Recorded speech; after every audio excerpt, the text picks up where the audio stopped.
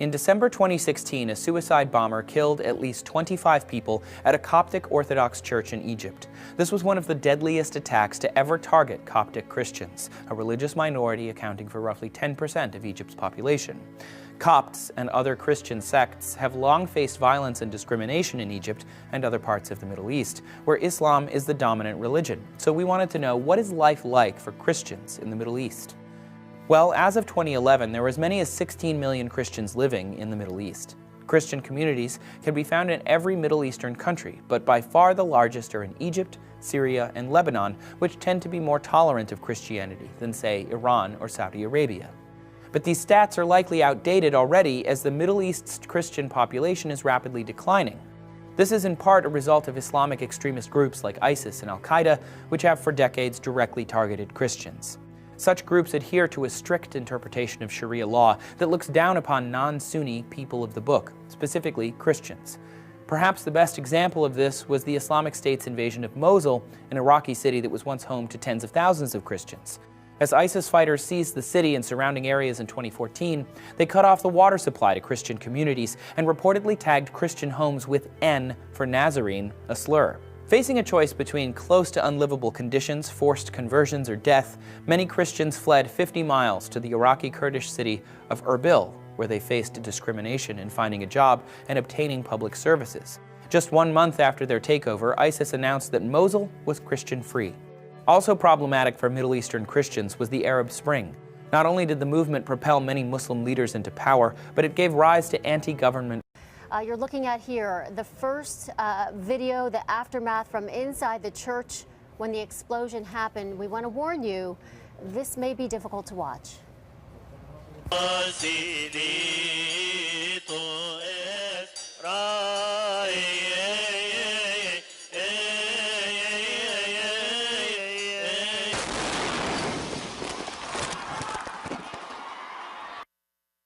And there you're watching video of the ceremony for Palm Sunday services, and then obviously went to bars and black when that blast happened.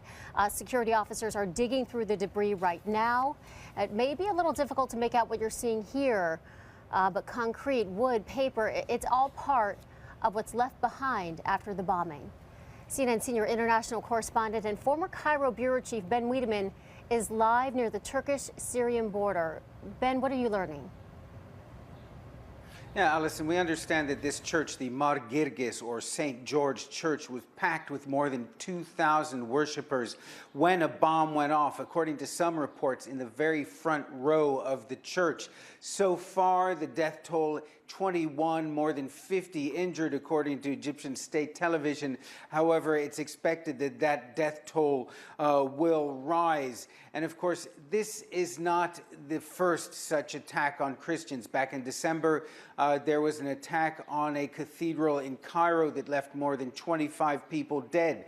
This past February, there were a series of attacks on Christians in and around the town of El Arish in the northern Sinai, which basically forced many of them, dozens of families, to flee to the Nile Delta as a result.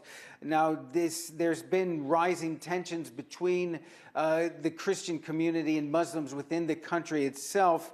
And it's widely believed that the security services in Egypt simply have failed to protect the Christian minority in Egypt, which makes up almost 10% of the population. Christians living in the Pakistani city of Peshawar took to the streets in anger on Sunday after one of the deadliest attacks on their community in decades.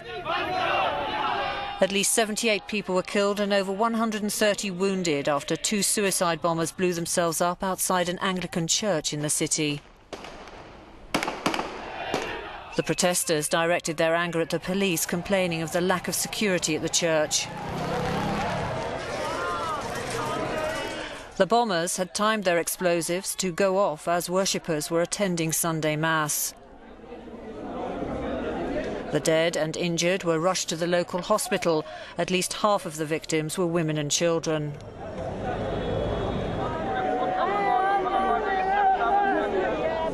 Islamist violence has been on the rise in Pakistan in past months, undermining Prime Minister Nawaz Sharif's efforts to subdue the insurgency by launching peace talks with the Pakistani Taliban.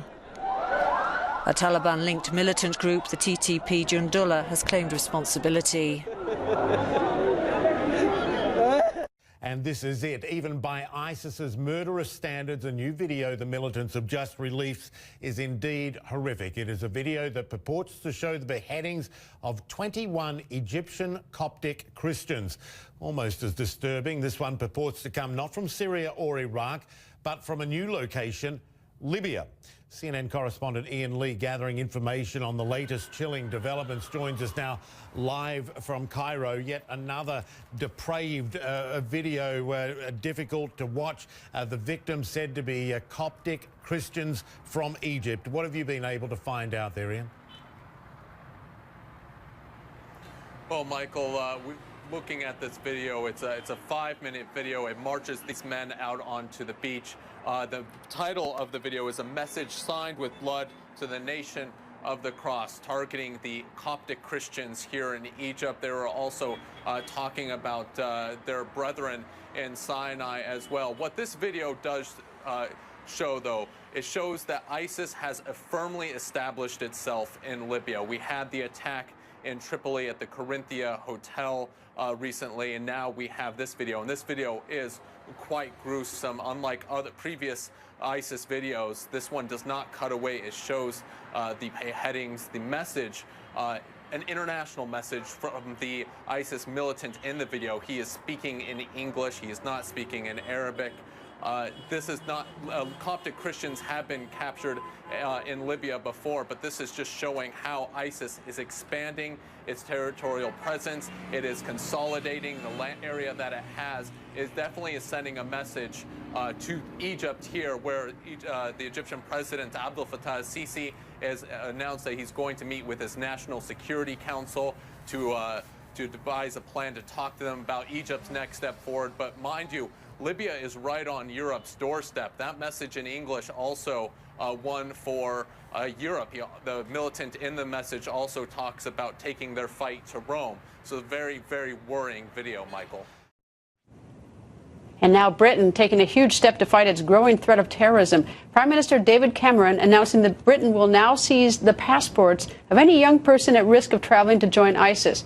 Parents will now be able to cancel the passports of their teenage children if they are suspected of becoming extremists. And it's not just passports. Prime Minister Cameron creating a backlist of extremists.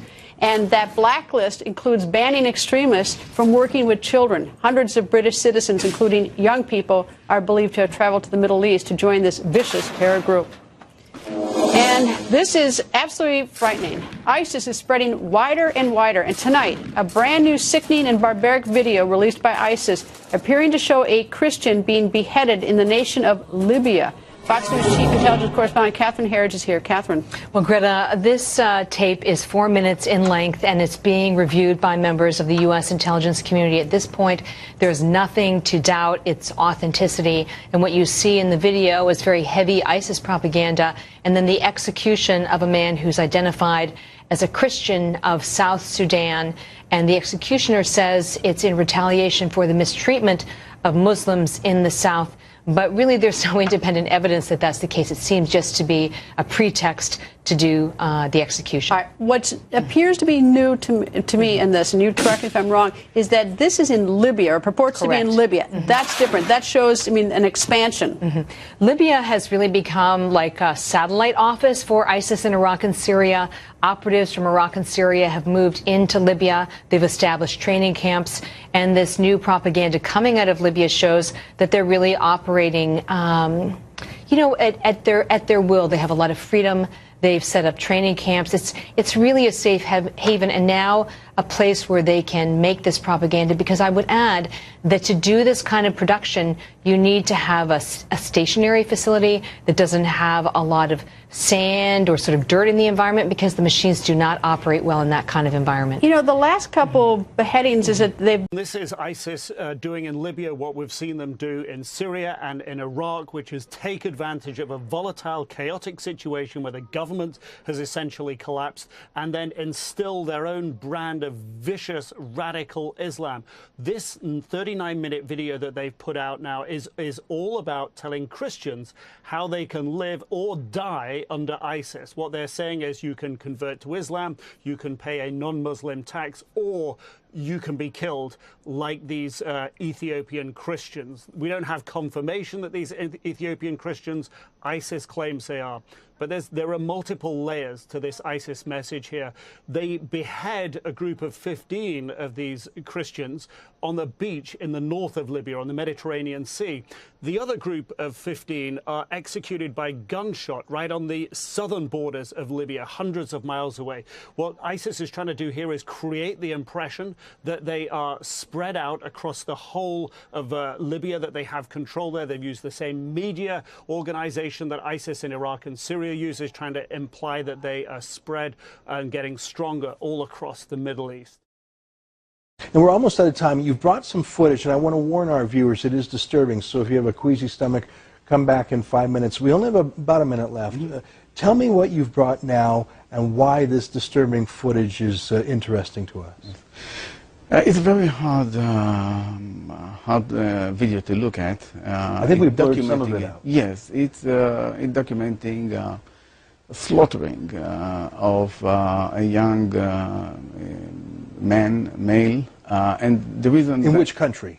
It was said it was in Tunisia. And why was he being slaughtered? Because he converted to Christianity and he refused to adopt again, to adopt Islam. And then you can hear what they are saying. They blame Christianity, curse Christianity, etc. Chant Islamic prayers and slogans. For about a minute, they slaughter his. And this is interesting. They slaughter him like an animal, like a stuffed film. Yes, and you know, that was published this week, and in the week that we heard about the crime, grisly crime of Luka Magnotta. And you can see dozens, maybe hundreds of videos like that originating from Pakistan, from the Middle East, etc. And it's very regular to see such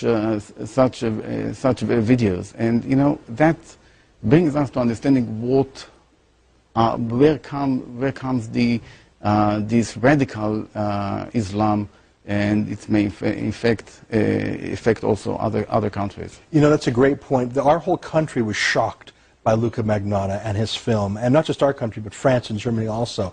Imagine if every week or every month there was another Luka Magnotta doing it in the name of religion and boasting about it. That would coarsen and terrorize a society. I thank God I live in Canada, where such barbarity is an extremely rare offense rather than regular politics. Thanks for bringing this to our attention. Well, pressure mounting on the Obama administration to formally accuse ISIS of genocide against Christians. Numerous groups point to documented violence against Christians by the terror group, including rapes and beheadings and slavery. White House officials say they're still studying the impact of classifying these acts as genocide. Shannon Bream in Washington with more on this story. Shannon? Well, Jenna, there is growing pressure on the administration to step up and call the targeted violence against Christians in the Middle East genocide.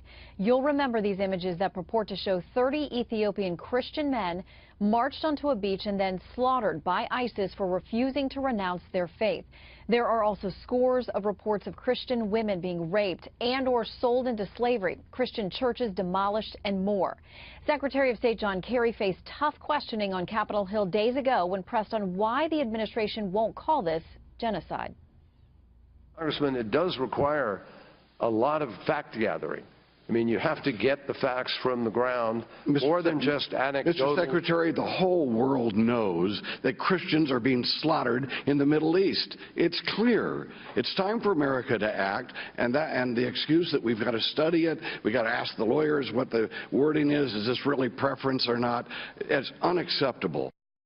With the U.S. Commission on International Religious Freedom having stated this, with 200+ bipartisan sponsors of HCON Res 75 having stated this, with the major presidential candidates of both parties having stated this, the question is, does the State Department want to stand alone as a genocide denier? This new ad and a petition drive with tens of thousands of signatures are aimed at raising awareness and creating some public pressure on the administration ahead of a March 17th deadline for the State Department to decide how it is going to label this situation. That comes next week. Jenna. A story we'll watch. Shannon, thank you. Right now, some disturbing new numbers on religious persecution across the world, showing roughly 90,000 Christians were killed last year because of their faith. Amy Kellogg is live from Milan, Italy, with more for us now. Amy? Jenna, that's one Christian martyr every 6 minutes. These numbers were put together by the Center for the Study of Global Christianity, and it's really an average over the last several years, but they have a rather broad definition of martyr. It's not someone necessarily who pledges to die for their faith. Rather, these are people who lived by Christian values and were caught up in acts of human hostility. About 70% of those 90,000, Jenna, killed in tribal conflicts in Africa. The rest due to government persecution or terrorist acts, much like the one that we saw in Istanbul, targeted killings, this ISIS shooting in the nightclub that in fact really brought down many Muslim victims, but the target was, quote, Christians celebrating their pagan holiday. And then there was the attack on Christians in a park celebrating Easter last year in Lahore, Pakistan. Now, Pope Francis has been very vocal on the issue, and not just. He actually got on a plane just over a year ago and went to the war-torn Central African Republic, where Christians and Muslims are fighting, and he met with both groups. The Pope sees religion, true religion, has to promote peace. God cannot be used. The Pope often says you cannot use the name of God for violence or to kill people. His going to Africa was a way of saying, let's work together. Religions can work together for peace. So part of this discussion over these new numbers, Jenna, has been that Christianity is the most persecuted religion in the world. Now, interestingly, back in the days of communism in the last century, the numbers were even higher because there was so much repression in secular countries of, forcibly secular countries of people who actually followed their faith. But now what we're seeing is this phenomenon of Christianity spreading to very fragile parts of the world, like certain parts of Africa where there's war, and also, of course, the shocking spread of ISIS, targeting specifically, among others, Christians. Jenna. An important story for us, Amy. Thank you.